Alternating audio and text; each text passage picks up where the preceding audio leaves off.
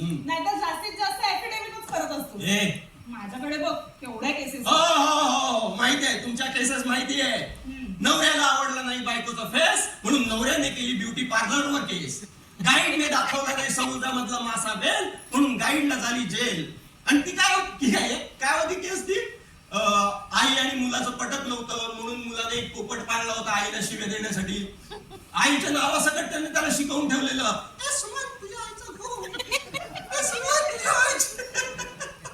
आणि त्या आईने त्या मुलावर केस केली. या असल्या कुत्रा मांजरांच्या केसेस. हे बघ, डोक्यावरचे केस आणि हातातले केस कधीच जाऊ द्यायची नाही.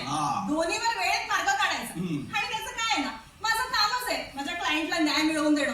नमस्कार, मी अभिनेत्री स्नेहा पराडकर.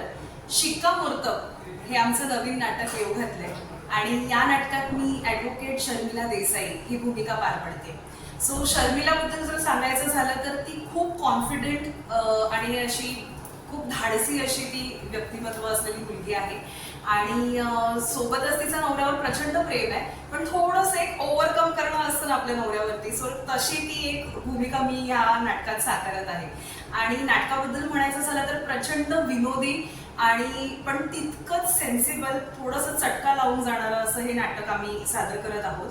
आणि मुख्य म्हणजे सांगायचं झालं तर हे नाटक सत्य घटनेवर आधारित असल्यामुळे तुम्हाला हे नाटक पाहायला खूप मजा येईल. त्यामुळे माझी सगळ्यांना अगदी आवर्जून विनंती आहे की तुम्ही नक्की हे नाटक बघायला या.